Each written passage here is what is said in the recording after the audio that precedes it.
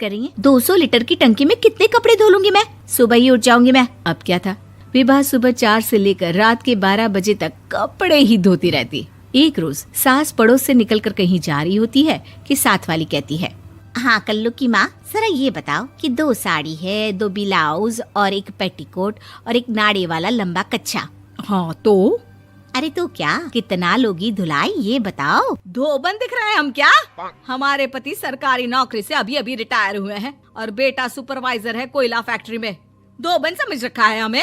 हाय रे कल्लू की अम्मा, माफ कर दो, वो तो मोहल्ले में यही सब बता रहे थे कि तुमने बहू को कपड़ा धुलवाने के काम में लगा दिया है। सास को पड़ोसन की बात सुनकर गुस्सा आ जाता है। वो घर पहुंचती है जहां घर के बाहर ही इतने सारे कपड़े सूख रहे होते हैं जितने कि किसी धोबन के घर पर। अरे ओ कल्लू की दुल्हन, बाहर निकल।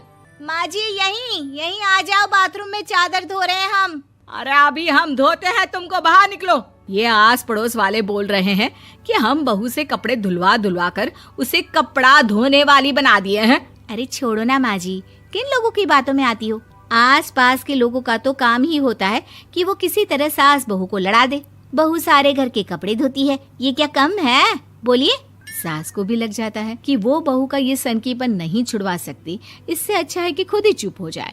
एक रोज सास और बहू मंदिर जाते हैं जहाँ सास की साड़ी वहाँ खड़ी भीख मांगने वाली से मिलती है। माँ जी क्या बात है, आपकी साड़ी उस भिखारन से कितनी मिल रही है ना? हाँ देखो तो दोनों की साड़ी मिल रही है। क्या बात है कल्लू की अम्मा, तुम खुद को तो अफसर की बीवी बताती हो और ऐसी सिंपल सी प्लेन साड़ी पहनकर घूमती हो। सिंपल और प्लेन नहीं है ये साड़ी। तो क्या सोने के धागे से फूल बने हैं? कुछ भी सासू माँ, कुछ भी। हाँ बने थे इस साड़ी में सोने के धागे से फूल। मेरे पति लेकर आए थे मद्रास से स्पेशली मेरे लिए 10,000 की। ताहे भाई साहब इस भिखारन के लिए भी सेम टू सेम साड़ी लेकर आए होंगे 10,000 की।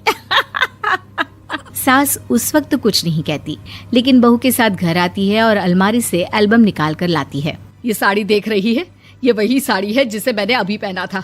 इस साड़ी में ये जो चमकदार फूल दिख रहे हैं ना, ये सोने के धागों से काटे गए हैं। लेकिन तू लोकल वॉशिंग मशीन ब्रश से घिस घिस कर सारे फूलों को निकाल कर साड़ी प्लेन कर दी। मुझे माफ कर दीजिए सासू माँ। और तो और, जब मैंने तुझे तेरी गलती के लिए कुछ नहीं कहा, लेकिन तूने तो सबके सामने मेरा मजाक ही बना दिया। क्यों? बहू को समझ में आ जाता है कि अब से उसका कपड़े धोना बंद।